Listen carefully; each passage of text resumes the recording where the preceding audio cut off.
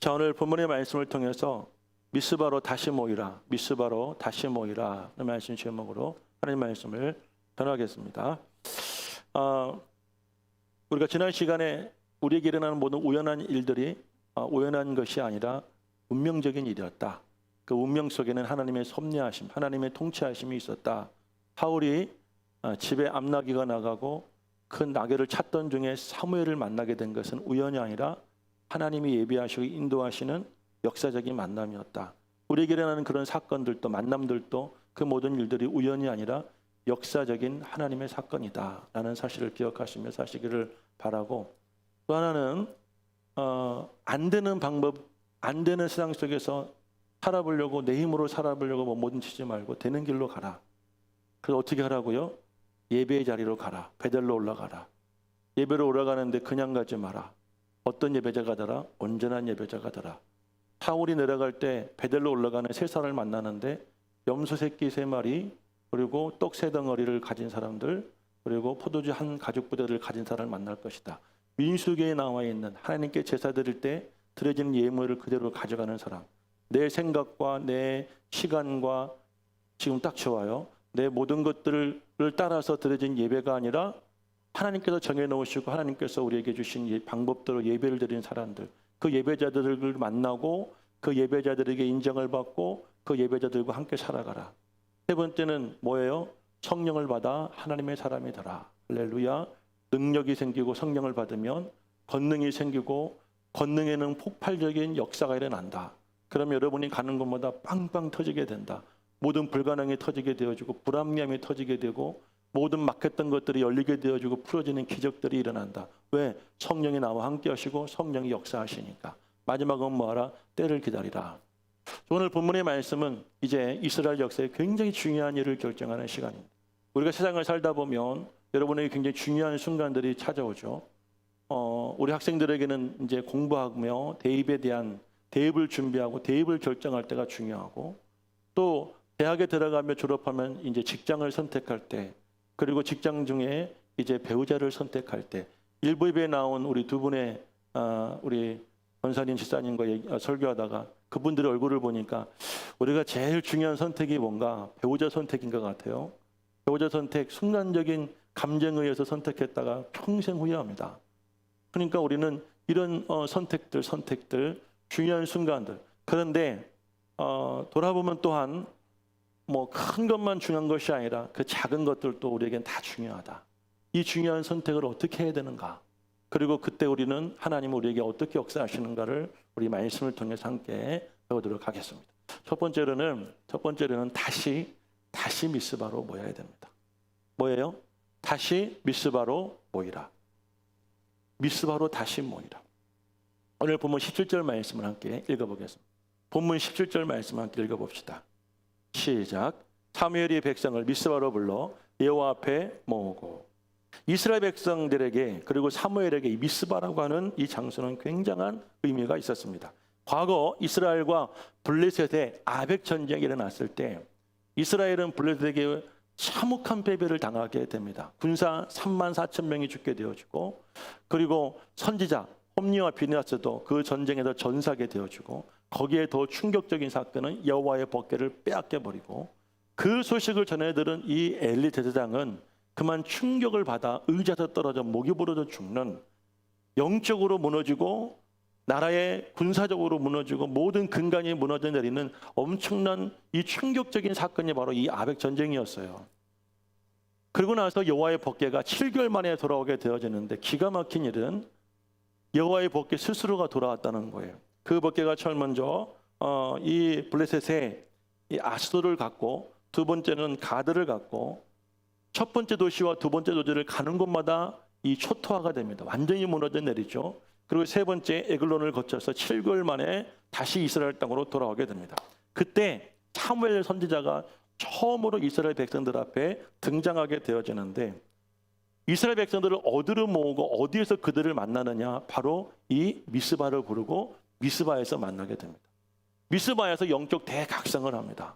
그들이 그동안 하나님을 떠나고 그들이 범죄하며 그들이 죄악 속에 살았으므로 그들이 당하는 모든 고통이 여러분은 하나님 안에서 회복되기를 원하며 물을 떠다가 여호와 앞에 붓고 그들은 회개하며 기도합니다.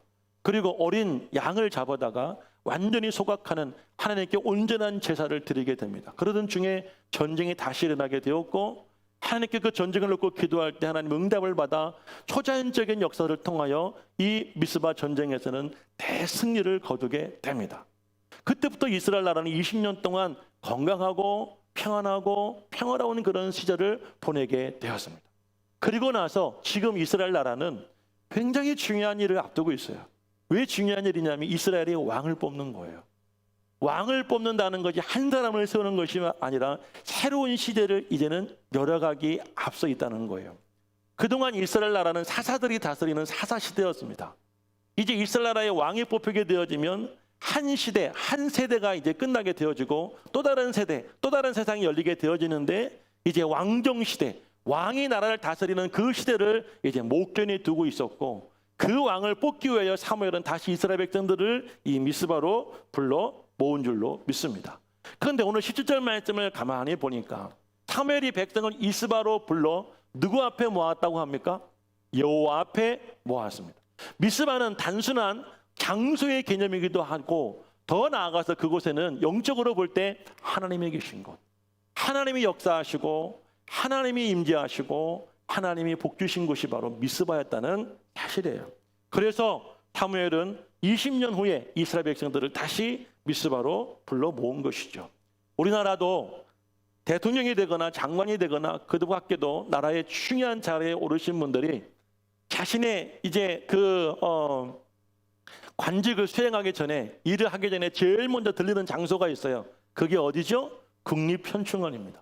국립현충원에 이제 모든 참모들과 함께 가서 그곳에 참배를 하고 자신의 일을 시작합니다. 그 이유는 국립현충원에는 여러분들 국가유공자들도 있고 독립유공자들도 있고 그리고 역대 대통령들이 잠들어 있습니다.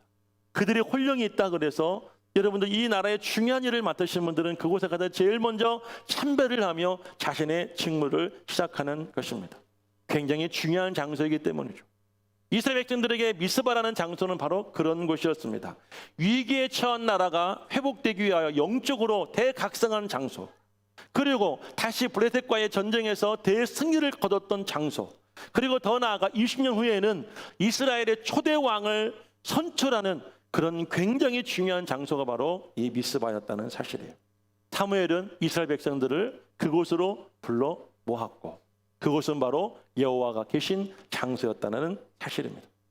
오늘 본문 19절 말씀을 이어서 읽어보겠습니다. 19절 말씀입니다. 시작.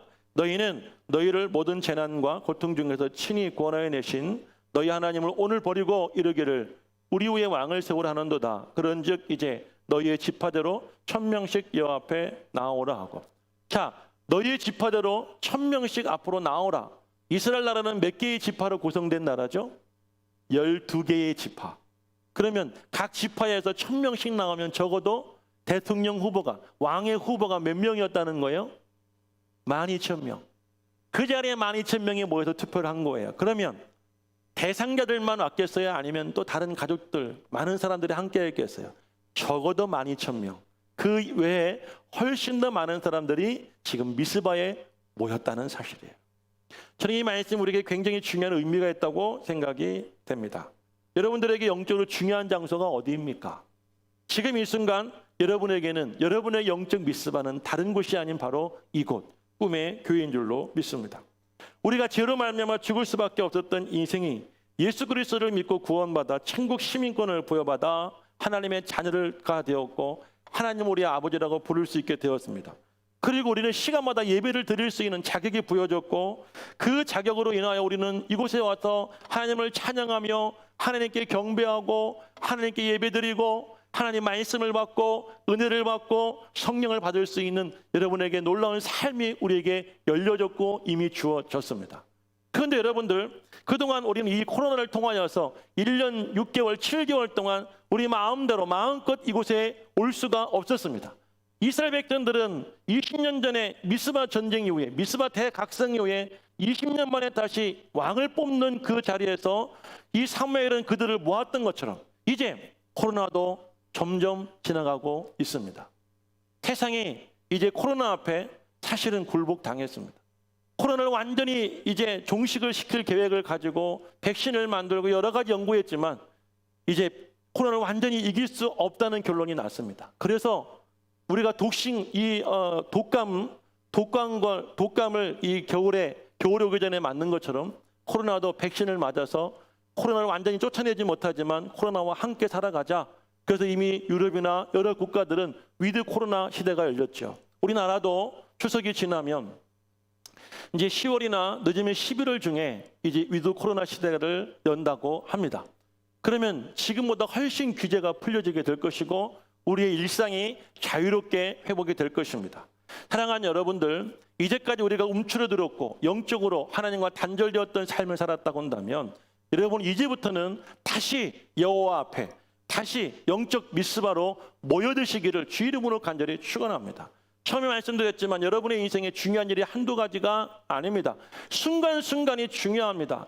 무엇 하나 우리가 잘못 선택하고 쉽게 생각했다가 여러분 인생에 큰 어려움과 고통을 당하는 일이 한두 가지가 아닙니다. 가정의 문제, 자녀의 문제, 건강의 문제, 물질의 문제, 수많은 어려운 세상 속에 살아가면서 여러분의 힘과 지혜로 안 되는 것이 너무나 많다고 한다면 우리는 그때 어떻게 해야 되느냐? 다시 미스바로 와야 됩니다. 다시 여호와 앞에 모여야 한다는 사실을 기억할 수 있기를 주 이름으로 간절히 축원을 드립니다. 사사시대가 끝나고 새로운 왕정시대를 시작하기 위해서 역사적으로 모인 자리가 바로 미스바였던 것처럼 이제 과거의 코로나 시대를 통하여서 우리가 많은 영적 단절과 유신의 여러 가지 어려움과 세상 속의 여러 가지 고통 속에 살던 여러분들이 그 삶이 끝나고 새로운 하나님의 은혜를 시작하기를 원하신다고 한다면 다시 미스바로, 다시 주의 성전으로, 주님이 계신 곳으로 모여야 됩니다. 할렐루야. 오늘도 가정에서 예배를 드리고 계시는 우리 사랑하는 성도님들, 이제 다시 모일 수 있기를 간절히 축복합니다. 오늘 모이라는 말은 아닙니다. 오늘 한 번만 또 모여야 된다는 말도 아닙니다. 분명히 여러분들이 마음을 열고 자연스럽게 올 수 있는 때가 있고 기회가 열리게 될 것입니다. 그럴 때 주저하지 마시고 여러분들 그 중요한 일을 앞두고 주께 나와 주님 앞에 여러분의 삶을 맡겨드린다면 주님이 여러분의 삶을 인도하실 것이고 결정하시고 열어주실 줄로 믿습니다. 두 번째는 하나님이 일하시게 하라는 것입니다. 하나님이 일하시게 하라. 첫 번째는 다시 미스바로 모여라. 두 번째는 하나님이 일하시게 하라. 자, 미스바에 모인 이스라엘 백성들은 아주 중요한 일을 합니다. 이스라엘의 왕을 뽑는데요. 어떻게 할까요? 오늘 보면 20절, 21절 말씀을 다 같이 한번 읽어보겠습니다. 시작. 사무엘이 이에 이스라엘 모든 지파를 가까이 오게 하였더니 베냐민 지파가 뽑혔고 베냐민 지파를 그들의 가족별로 가까이 오게 하였더니 마드레의 가족이 뽑혔고 그 중에 기스의 아들 사울이 뽑혔으나 그를 찾아내지 못한지라. 자, 12,000명이 모여서 그들 가운데 이스라엘 왕을 뽑습니다. 12지파 중에 베냐민 지파가 뽑혔습니다. 베냐민 지파가 모여 또 투표를 하게 되어지는데 마드레의 가족이 뽑혔습니다. 그 가족이 모여서 또 투표를 하게 되었는데 그 중에 사울이 왕으로 선출이 되게 된 것입니다. 투명하고 공정한 선거가 그 속에서 이루어지게 된 것입니다. 그런데 이 모든 과정 중에서 나오는 결과는 하나님과 상관이 없는 일이었을까요? 오늘 24절 말씀을 이어서 읽어보겠습니다. 24절 말씀을 함께 읽습니다. 시작. 그들이 아닙니다. 사도행전이 아니고 본문이에요. 본문 24절. 한참 앞이에요. 자, 시작. 사무엘이 모든 백성이 이르되 너희는 여호와께서 택하신 자를 보느냐? 모든 백성 중에 짝할 리가 없느니라 하니 모든 백성이 왕의 만세를 외쳐 부르니라. 사무엘이 뭐라고 외쳤습니까? 자, 오늘 이 시간에 너희들이 선택한 왕이 보느냐? 왕이 보이느냐? 사울을 세워놓고 자, 오늘 여러분이 투표해서 오신 이 왕이 보이십니까? 라고 말한 것이 아니라 그들이 선출해 놓은 왕을 세워놓고 사무엘은 이렇게 말하는 것입니다. 오늘 너희는 여호와께서 택하신 자를 보느냐고 말입니다. 분명히 그들이 모여서 이스라엘 왕을 뽑았지만 사무엘은 그 모든 상황과 그 모든 과정을 뭐라고 말하고 있냐면 오늘 너희가 선택한 왕이 아니라 하나님이 선택하시는 왕을 보느냐라고 사무엘은 말하는 것이죠. 사람이 투표를 하고 사람이 모여서 이 시간도 예배를 드립니다. 우리 성도들 가운데 찬양단이 있어서 찬양을 부릅니다. 우리 전사님이 찬양 인도를 하십니다. 기도자가 기도하십니다. 여러분들 찬송하고 기도하고 우리가 예배의 주인인 것 같고 우리가 모든 예배를 드리고 있습니다. 그런데 여러분들 하나님은 우리 눈에 보이지 않고 하나님이 뭐 하시는지 우리는 알 수 없지만 분명한 사실은 오늘 이 사울을 누가 뽑았다고? 하나님이 뽑으셨다고 사무엘은 자신 있게 정확하게 말을 하고 있는 것입니다. 오늘 하나님은 예배를 주장하십니다. 하나님이 지금 예배 가운데 일하고 계시는 줄로 믿으시기를 주의 이름으로 간절히 축복합니다. 말씀하고 계시고 하나님 여러분 은혜를 주고 계시고 여러분 삶 속의 모든 상처를 치유하고 계시고 여러분 모든 문제를 회복하고 계시고 지금도 예배 중에 역사하고 계시는 걸 믿으신다면 아멘 하시기를 주의 이름으로 축복합니다. 그러므로 우리는 예배 중에 하나님이 일하시게 해야 됩니다. 하나님이 일하실 때 우리의 마음의 문을 다 열어드려야 됩니다. 우리의 생각의 문도 열어드려야 됩니다. 여러분의 지식과 경험과 여러분의 자아와 고집과 모든 것들이 하나님 앞에 굴복되어지고 하나님 여러분 삶 속에서 결정하시고 하나님이 일하실 수 있도록 순종하는 예배자가 될 수 있어야 되는 것입니다. 판단하지 마시기를 바랍니다. 정죄하지 마시기를 바랍니다. 특별히 예배 중에 졸지 마시기를 바랍니다. 좋은다면 하나님이 오늘 나에게 우리에게 무슨 일 하고 계시는지 나는 보지 못하고 증인이 될 수 없는 거예요. 그런 사람들이 나중에 어떻게 하는가요? 이 잠시 후의 말씀을 드리겠습니다. 그러므로 사랑하는 여러분들, 예배는 하나님이 일하시는 시간입니다. 하나님이 일하실 수 있도록 우리는 순종하며 따르는 예배자가 될 수 있기를 주의 이름으로 간절히 축원을 드립니다. 성경에는 이곳 말고도 제비를 뽑는 장면이 여러 곳 나오게 됩니다. 대표적으로 구약과 신약에서 한 곳씩 찾아보겠습니다. 구약에서는 우리가 너무나 잘 알고 있는 이야기죠. 바로 선지자 요나에 대한 이야기입니다. 하나님께서 아수르의 수도 니느웨에 여러분 이 모든 죄악에 대하여 하나님이 이제 심판을 계획하시고 이 요나를 그곳에 보내어 회개를 촉구하시기 위하여 그를 보내셨습니다. 하지만 요나는 니느웨로 가지 않고 욥바라고 하는 항구에 가서 다시스를 향하는 배를 타고 도망하였습니다. 한참 배 밑창에서 잠을 자고 있을 때 배에 풍랑 오게 되어지고 배가 완전히 파산될 위기에 처해져 있었습니다. 선장과 선원들은 모든 짐을 버리고 각자 자기의 신의 이름을 부르며 벌벌 떨고 있었습니다. 그러던 그들이 모여서 이제 한 가지 의견을 통일하는데 우리 한번 제비를 뽑아보자.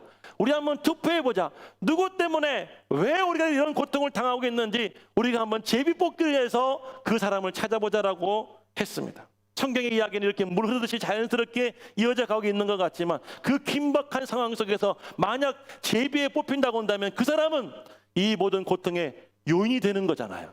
그러면 그 사람은 오늘 우리가 잘 알고 있는 요나의 상황을 보게 되어지면 물에 빠져 죽을 수 있는 그런 운명적인 선택이 바로 제비뽑기였다는 거예요. 제비뽑기란 말이 어쩌면 우리 어린 시절에 초등학교 앞에서 불량식품 갖다 놓고 뽑기 하는 것처럼 우리가 그런 상상을 하다 보면 굉장히 가치 없고 가벼운 것처럼 보이지만 오늘 본문도 그렇고 요나의 상황도 그렇고 이 제비뽑기는 목숨이 걸려있는 나라의 당락이 걸려있는 굉장히 중요한 선출 과정이었던 것입니다. 자, 오늘 요나서 1장 7절 말씀을 읽어보겠습니다. 요나서 7장 1절 다 같이 시작.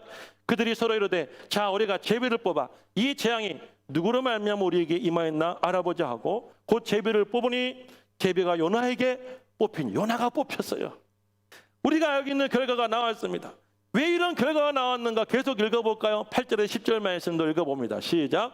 무리가 그에게 이르되 청하건대 이 재앙이 누구 때문에 우리에게 임하였는가 말하라. 내 생업이 무엇이며 내가 어디서 왔으며 내 나라가 어디며 내 민족이 어느 민족에 속하느냐 하니 그가 대답하되 나는 히브리 사람이요 바다와 육지를 지으신 하늘의 하나님이 여호와를 경외하는 자로다 하고 마지막 자기가 여호와의 얼굴을 피함인 줄을 그들에게 말하였으므로 무리가 알고 심히 두려워 이르되 내가 어째 그렇게 행하느냐 하니라. 이 모든 요인이 자신 때문이라는 거예요. 요나 때문이다. 근데 그 요나가 왜 스스로 자복하기를 스스로 회개하기를 뭐라고 말하냐면 여호와 앞에 내가 얼굴을 피해서 이런 일을 당했고 그래서 너희들과 함께 제비를 뽑았는데 내가 뽑힌 것이다 라고 요나가 말을 한 것이죠. 사랑하는 여러분, 제비 뽑기는 하나님이 역사하시고 하나님이 주관하신 역사적인 사건이라는 것입니다. 우리 신약성경의 말씀도 한번 볼까요? 신약성경 사도행전 1장 말씀 보게 되어지면 오순절 이 마가의 다락방에 임한 성령 역사 이전에 예수님의 제자 가룟 유다가 이제 죽고 나서 그 자리가 비었죠. 이제 그 빈 자리를 채우기 위한 투표하는 장면이 나오게 됩니다. 그런데 이것도 역시 제비뽑기를 하게 됐다는 거예요. 심지어 이들은 제비를 뽑을 때 어떻게 했는지 한번 볼까요? 사도행전 1장 24절 26절 말씀을 읽어봅니다. 시작. 그들이 기도하여 이르되 무사람의 마음을 아시는 주여, 이 두 사람 중에 누가 주님께 택하신 바 되어 봉사와 및 사도의 직무를 대신할 자인지를 보여주시옵소서.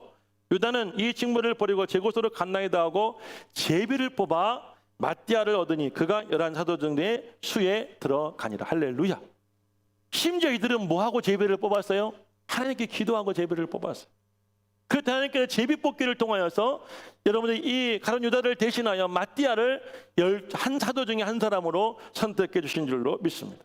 자, 오늘 이 요나서의 말씀과 사도행전의 말씀과 본문의 말씀, 이 세 말씀에서 공통적으로 우리에게 주는 메시지가 있어요. 그것은 무엇이냐면, 사람의 제비를 뽑는 건, 여러분 그 속에서 누가 역사하냐면 하나님이 역사하시고 하나님이 일하신다는 사실입니다. 이 꿈의 교회 우리가 영적 미스바에 우리가 모여서 우리가 이 시간에 예배를 드리는 이 모든 행위가 우리가 하는 것 같지만, 여러분이 하고 있는 것 같지만, 이 시간은 누가 일하는 시간이냐? 바로 하나님이 일하시는 시간, 하나님이 역사하시는 시간인 줄로 믿습니다. 말씀을 들을 때 깨닫게 하십니다. 감동을 주십니다. 은혜를 주십니다. 때로는 회개하게 해주십니다. 그리고 우리가 내 생각과 내 계획이 아니라 하나님의 말씀으로 살아갈 수 있는 지혜를 우리에게 허락해 주십니다.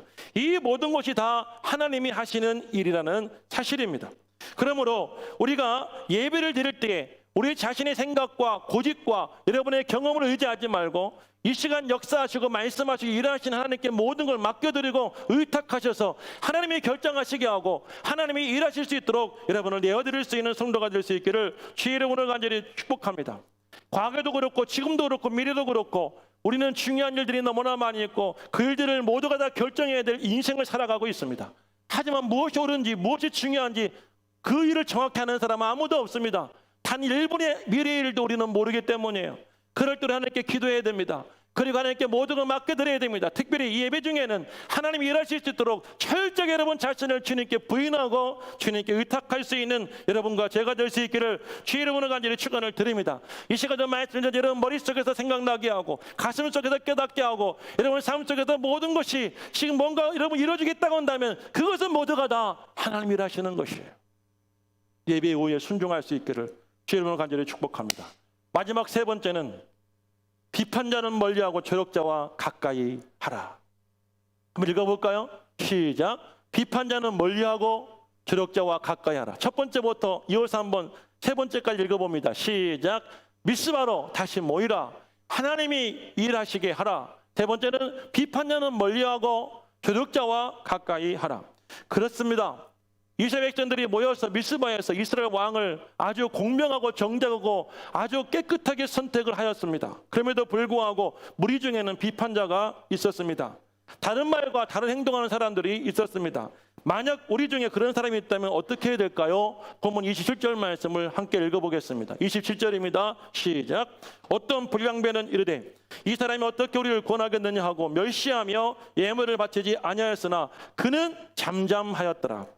어떤 불량배란 말이 영어 성경을 보니까 some troublemaker입니다. some troublemaker.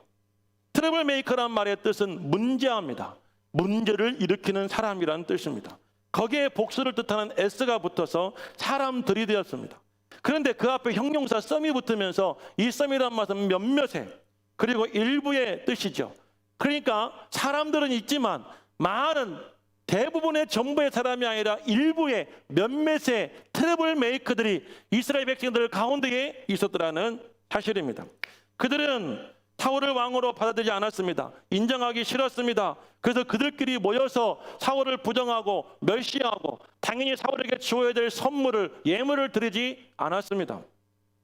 성경 해석자들은 이 사람들을 이스라엘 12지파 가운데에서 가장 우세했던 유다 지파나 그리고 에브라임 지파의 사람들이었을 것이라고 예상을 합니다. 우리 중에 교회 안에서 트러블 메이커들이 생기게 된다면 그들은 어떤 사람들이냐? 제가 목회해 보니까 초신자들, 처음에 예수를 믿고 처음에 예수를 신앙생활하는 사람들에게는 아무런 문제가 없습니다. 교회를 오래 다닌 사람들, 이 교회의 주도권을 가지고 있는 사람들 뿐만 아니라 세상적으로 인간적으로 볼 때에 내가 저들보다 좀 나았다, 내가 저들 가정보다 좀 괜찮다라고는 자부심을 갖는 그런 사람들이 트러블 메이커가 될 가능성이 참 많다는 사실입니다. 이들에 대한 사울의 반응은 어땠는가? 그는 잠잠했다라고 오늘 본문은 27절에서 말하고 있습니다. 히브리 말로 케마하릿이란 말인데, 이 케마하릿이란 말은 무슨 말이냐면 스스로 언어 장애인이 되었다. 스스로 말하지 않는 사람이 되었다. 말하지 않으려면 어떻게 됩니까? 듣지 못합니다. 언어 장애인들은 들을 수가 없습니다. 그러니까 말을 못하는 것입니다. 사울은 자신의 귀에 들려온 이야기를 듣지 않았습니다. 그리고 자신이 해야 될 말들을 굳이 하지를 않았다는 사실입니다. 여러분이라고 한다면 여러분에게 트러블 메이커가 된 사람들에게 어떻게 대하시겠습니까? 여러분이라고 한다면 이 교회 안에 트러블 메이커가 있다고 한다면 썸 트러블 메이커를 만나면 어떤 반응들을 보이시겠습니까? 사울은 그 사람들 앞에서 스스로 잠잠했습니다. 왜? 어떻게 사울은 잠잠할 수 있었을까요? 사울은 성령의 사람이기 때문이에요. 사울은 성령을 받고 하나님의 지혜를 받아 하나님 주시는 은혜와 감정과 그 감동으로 살았기 때문에 자신을 싫어하고 자신이 왕이 된 것을 비난하고 그리고 멸시하는 사람들 앞에서 그는 스스로 잠잠할 수가 있었던 것입니다. 예배 시간에 진짜 은혜 받고 하나님의 영을 받은 사람들은 늘 잠잠한 사람들입니다. 믿으시면 아멘 하시기를 바라요. 장로도 잠잠하고 권사도 잠잠하고 목사도 잠잠합니다. 하나님의 임재 앞에, 하나님의 섭리 앞에 진짜 그리스도인들은 다 잠잠합니다.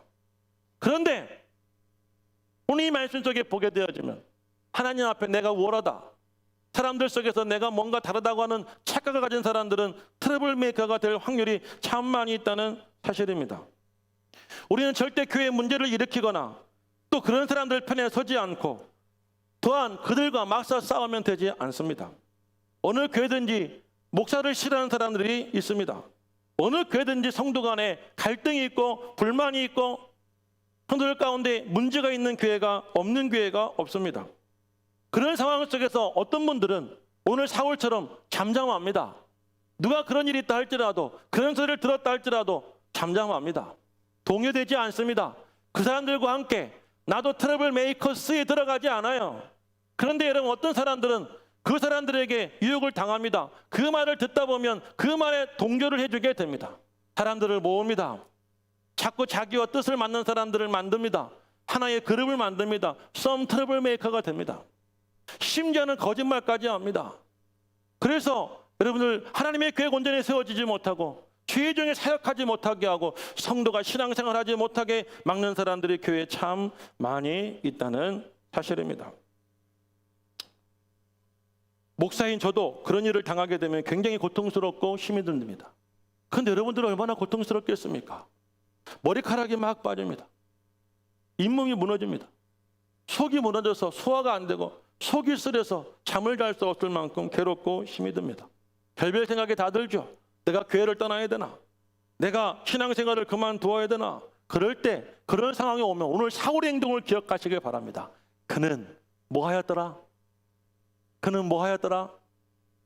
그는 뭐 했다고요? 여러분 입으로 한번 말씀해 보십시오. 그는 뭐 했다고요? 잠잠했습니다. 스스로가 언어 장애인이 되었어요. 스스로가 듣지 못하는 사람이 되고 스스로 말 못하는 사람이 되었어요. 할 말 많죠. 하고 싶은 이야기 많죠. 하지만 못 들었어요. 나는 할 말도 없어요. 가만히 있다 보면 그 문제는 조용히 사그라지게 됩니다. 그 사람들은 종기가 되어 시간이 지면 떨어져 나가거나 아니면 스스로 치유되어 회복되기도 합니다. 그 사람들은 하나님께 맡겨드리고 우리는 스스로 잠잠할 수 있어야 됩니다. 그럴 때 하나님 이 교회 속에서 일하실 수가 있는 거예요.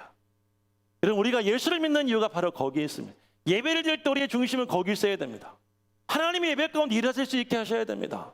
하나님의 예배 중에 말씀 중에 하나님의 거룩한 영이 우리 속에서 예배 속에서 여러분 감동을 주고 역사하시고 우리를 변화시키고 인도할 수 있는 환경을 우리가 스스로 만들어야 됩니다. 그런 좋은 교회를 만들어 가야 되는 거예요. 오늘 이 사울은 자신의 나라를 그렇게 시작하게 된 거예요. 불량배들이 모였습니다. 트러블 메이커들이 모여서 저것이 어떻게 저렇게 약한 인간이 왕이 됐는데 사울이 얼굴이 보이지 않아서 사람들이 찾다가 기도했습니다. 하나님 어디 있습니까? 그랬더니 짐짝들 사이에 숨어 있다. 찾아보니까 정말 사울이 짐짝들 사이에 숨어 있어요. 데리고 와보니까 사람들 어깨 위에 머리가 있는 장신이었어요. 키는 큰데 별 볼 일 없는 그런 맹탕이었단 말이에요. 내 눈에 볼 때에는 저 사람이 무슨 목사야, 저게 무슨 설교야, 저게 무슨 권사야, 저게 무슨 집사야라고 생각하며 우리가 비난하고 멸시할 수 있지만, 아니요, 하나님이 그들을 통해 일하실 수 있게 하셔야 됩니다.